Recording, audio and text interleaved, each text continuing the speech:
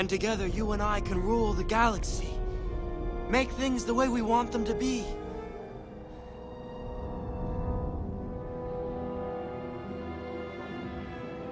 I don't believe what I'm hearing. Obi-Wan was right. You've changed. I don't want to hear any more about Obi-Wan. Don't you turn against me. I don't know you anymore.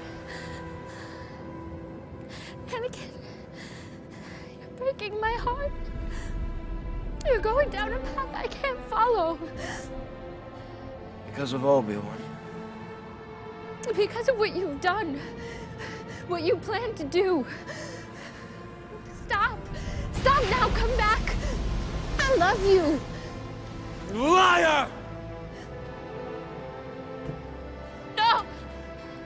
You're with him! You brought him here to kill me! No. Let her go, Anakin.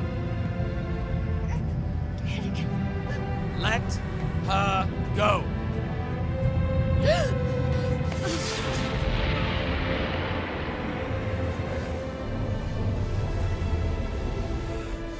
You turned her against me! You have done that yourself. You will not take her from me! Your anger and your lust for power have already done that. If you're not with me, then you're my enemy. I will do what I must. You will try.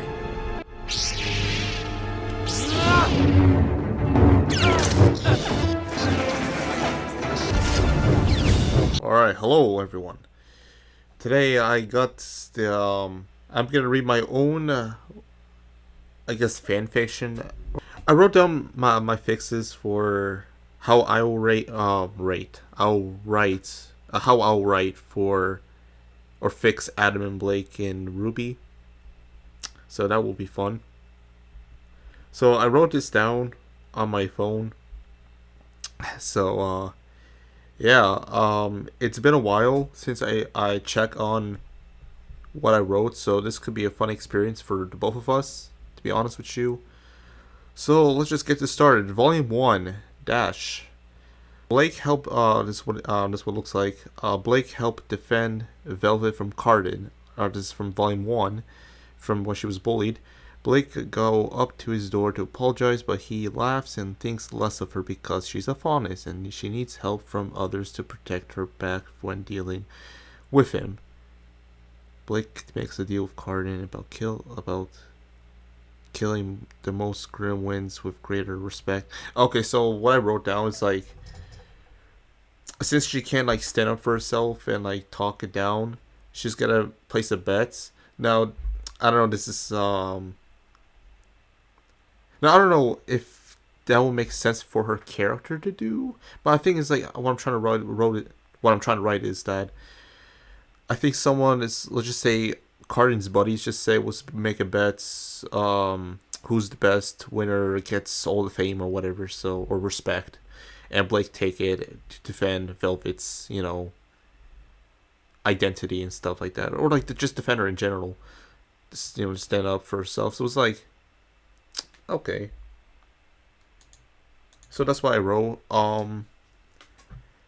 Alright, so let's continue. When Cardin gets Velvet into this, when Blake to have a fair match of killing the most grim, they save him by her and Velvet from the Mantis Grim, and that broke his aura. Alright, so I might have mumbled. But what I wrote was that I think Cardin gets Velvet into this, so he pulled her in with her for a challenge for the bets. Blake to have a fair match of killing the most grim, and while doing that, I think he got hurt while doing it, and it was about to die, but Blake saved him from the grim because his aura was broken. So I think that's what I wrote, and yeah, I think that's what I wrote for Volume 1, which is nothing that much or that big and deep and whatever. It's just like, you know, whatever. Volume 2. When Blake gets conflicted, confused, and more secure from others because of the rampage getting larger from the White Fang, and Adam fighting her is getting even closer. So she's finding out if the White Fang is plotting against the Beacon or the Beacon Academy. So I think that's why I wrote that she, of course, from Volume 2, she went into the secret White Fang events and know what they're plotting against them. So I guess I don't know. Like I said, it's been a while since I wrote since I touched this, so some of the grammar could be off, but I'll try my best to summarize what I wrote down. So Velvet finds her in okay, it mostly I think Velvet's mostly like into the story than like a background character. Like in volume 1 and 2, she's like there but nothing to do. I made her relevant. There we go. I made her relevant in my story or in my way of writing it, just because since she's like at least a very like important character. At least the way I'm trying to write it is that she's at least somewhat important and relevant to, like, since she's a faunus and racism and stuff like that. I feel like she's would have been important to the plot. So there's that. Velvet finds her and talks to her about stopping the White Fang, and fight racism is to have faith in for peace. Okay, yeah. So yeah, the way to stop racism is just just peacefully demonstrate or talk it out, saying that we are people just like you all, humans, so we should have some kind of connection here. So it's like okay. okay, got it. I got it. Okay, cool. So had that between us with Blake and Velvet. And so yeah, that's what I wrote for volume 2. Volume 3, oh boy, volume 3, Adam finally finds Blake and tells her that he needs to do this. White Fang. Oh, terrorism and stuff like that. Even you left me. Okay, so this is a quote. Even you left me in the White Fang behind you. I can't entirely blame you for doing that.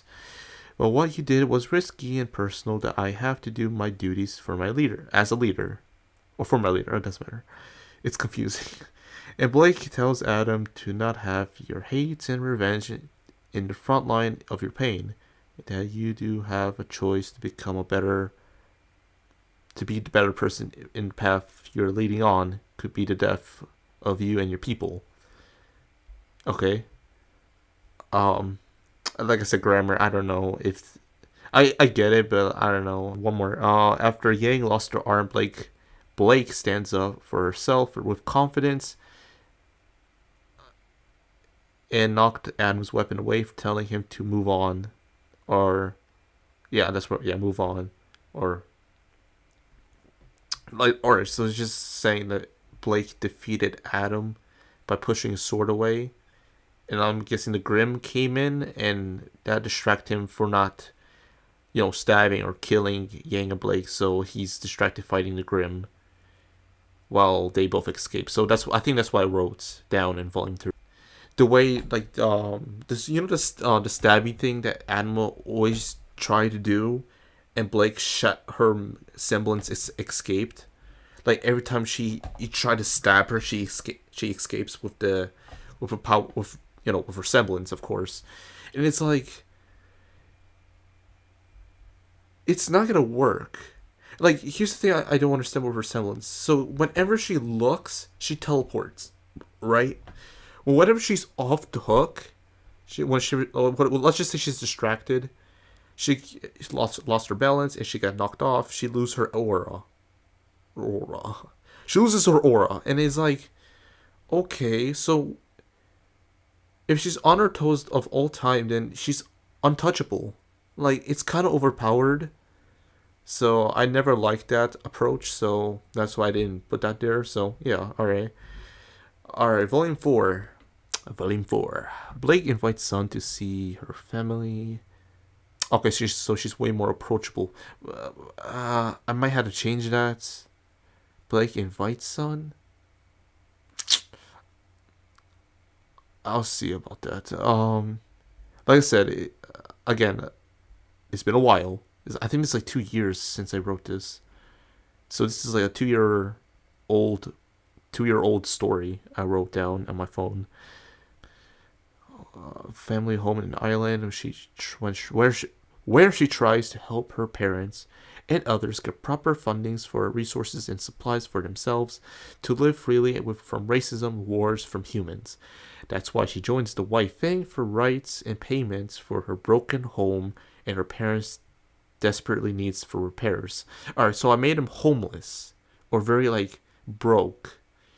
This is I because I think that's way I think that makes I think that makes more sense to let her join the White Fang because she's broke than she joins in because of love or because of Adam. Because at that point it's like this is a terrorist organization and she joins in because of Adam.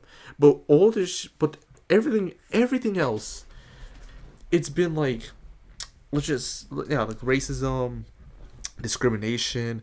She fucks off all that for Adam, and I just found like kind of disgraceful for her character to be that kind of character. So I didn't like putting that. I didn't like writing that. So I prefer her join in because she was again like homeless or like not homeless like of course like broke or needs the payment money, like military kind of fundings, but for racism, but terrorism and stuff like that. Volume 5. Adam comes back to settle to a agreement to leave Blake alone. But Sienna declines and says if she rejects the White Fang secretly abandoning us, then she deserves punishment or even death for betraying our people. Home and support from us. That is why I assigned you to go and eliminate her before she tells the others too much about our plans. If you let her escape again from you, you will be no longer in charge of leading the White Fang on my side anymore. Instead, Ilya will be my right-hand woman, man, whatever, since I know you have something with Blake in the past, but you have to do as I ordered to do. Either kill her or do it myself. He looks back on his scars that Willow Schnee did to him for mistreatment and branded him for rebellion against them. Since he was working for Atlas as a soldier or bodyguard worker, whatever, for the Schnees, he sees the racism towards his people, and he has enough of this nonsense from Atlas and Schnees, especially from Willow. After the torture of rebelling, he quickly escapes and builds the White Fang with the leaders, and Blake has to convince him, the good in humans, that they're not all bad like Weiss, Adam versus Weiss, in Volume 5. Okay. That's what I wrote for Volume 5. Volume 6 is a big one, too. It was a biggie right here. Can't wait to see what I wrote here. Adam secretly sneaks into the train where Blake went on with her team and talks to her alone about the White Fang is going to kill her and the Atlas if not prepared for it. So he's having like a Zuko moment, I think I gave him. And again, I'll need to add more to his changing sides, or like not changing. I think. Well, mostly I think he's just like on a run, because if he doesn't kill Blake, he's gonna be in big trouble. Also, he's gonna be like punished as well. Punished. Yeah, he's gonna have the same treatment as Blake if he doesn't kill her. So yeah. I think, yeah, that's what I wrote down. Again, yeah, more development, but fair enough. And talks to her alone about the White Fang is not going to kill her. And after when Blake returns to Argus, oh yeah, that was a thing. She walks alone till Adam meets up with her, telling her they need to do something now, and went up to the mountains to have a better look at the area to where they can get a ship. But before Blake could get off cover to get the ship for them. Yang is there watching right in front of them. So since the whole Bumblebee ship thing, I'm trying to make Blake care more towards Blake. Not as a stalker, but like as a friend, as a as a good bestie, good buddy, partner, whatever you want to call it. Since she cares about Blake, it makes sense. Yang starts to get PTSD while Adam tries to calm her down. She's starting to fight but Blake stops her and tries to reason with her to calm down.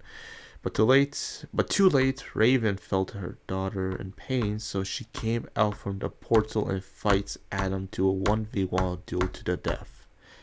Again, there's a lot of clarification I need to write down. Let me finish this before I say anything else. Because I'll explain everything what I was trying to do, what I was trying to do, but But before Adam could finish Raven off, alright, so he won, I guess. Yang protects her mom for getting killed from Adam, while Blake tells Adam that it's over now and leave her be.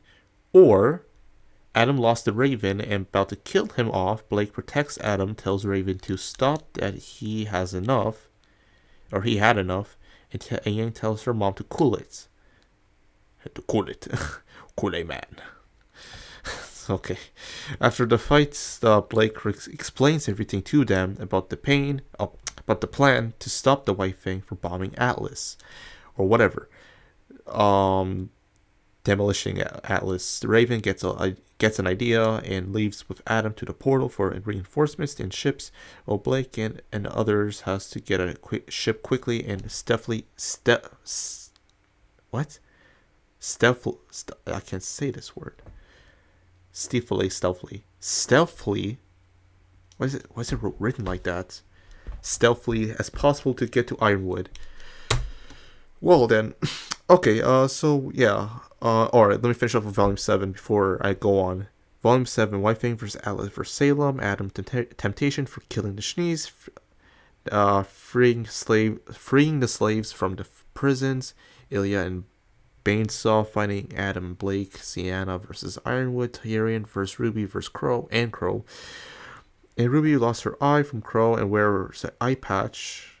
Fanfiction. Okay. Watts and Mercury versus Yang and Weiss.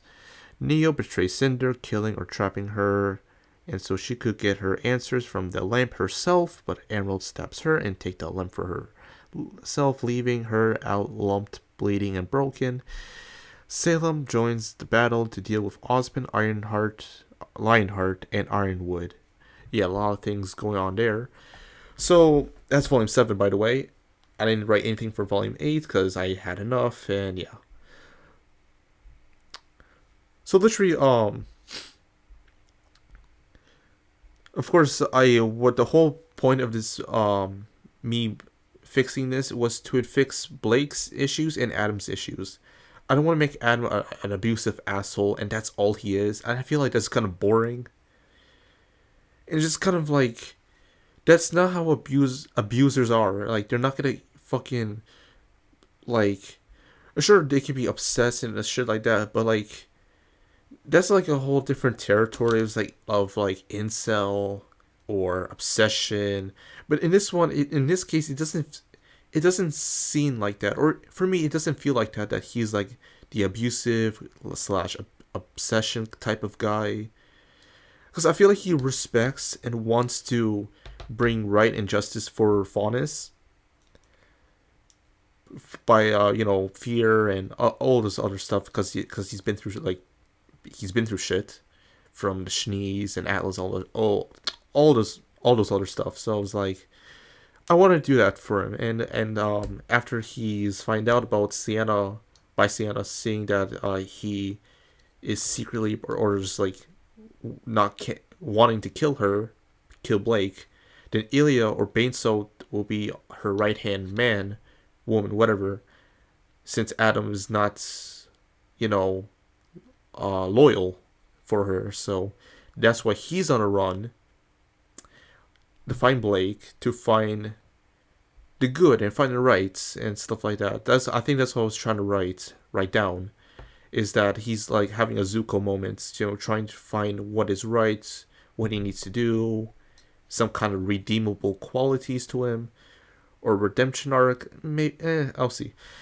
But the Raven stuff and Yang, I need to write down what I was trying to do there, but the point is, what I'm trying to do is that since Raven is very like a bad mother and stuff, until she, let's just say, a miracle, I don't know what kind of miracle, but something just shook her and she's like, okay, I had enough.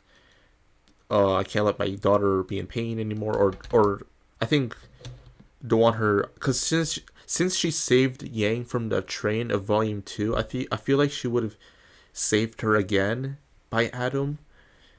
If he was going to kill her, I feel like that's what she felt in her semblance, and she just she went over there and defend her. And either way, he won or she won. It doesn't matter. The point is that they both, have an agreement. Yeah, have an agreement and say, okay, look, like we have to do this, or we have to do this, or Atlas be destroyed. And they're like, okay, fine. So Adam and Raven is gonna get reinforcements from the other camps, or from the other camps and whatever. So yeah,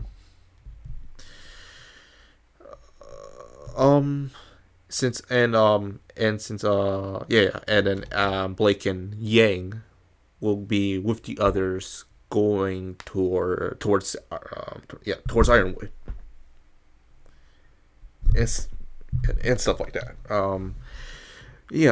I think that's all I wrote down. And volume 7 is just like things I wanted to happen, like White Fang versus the Atlas regime and Salem with Grimm and stuff, like huge ass war battle type of thing, which I like to see. Sienna versus Ironwood will be interesting. Tyrion versus Ruby and Crow.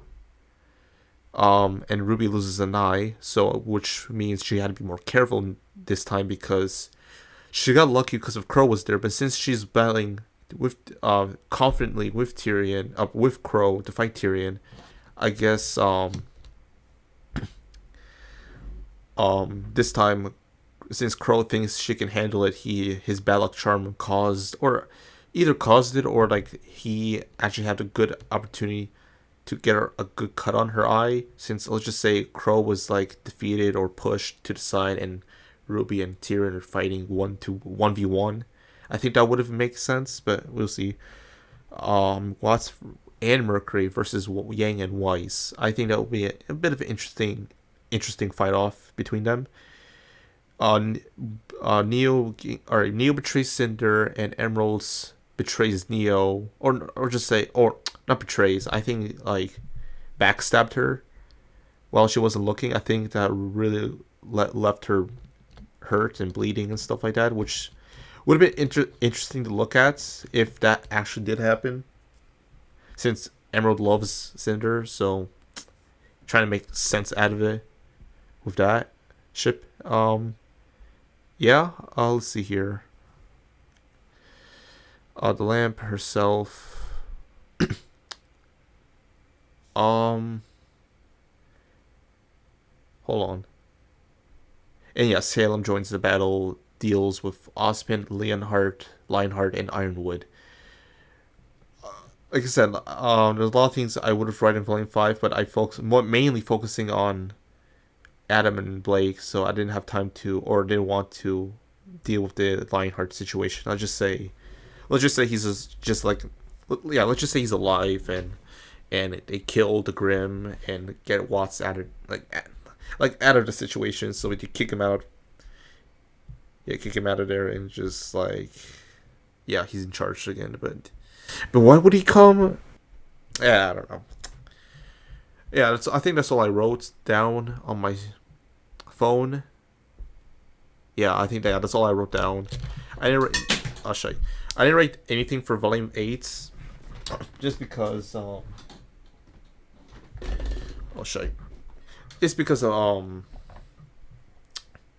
course, like, very like complex, like a lot of things just going all over the place, like Iron Man becoming the villain. And of course, if I was going to write Volume 8, I would not make him a villain. I would not like let him shoot a politician. I would just make him like, you know, same as usual but more paranoid.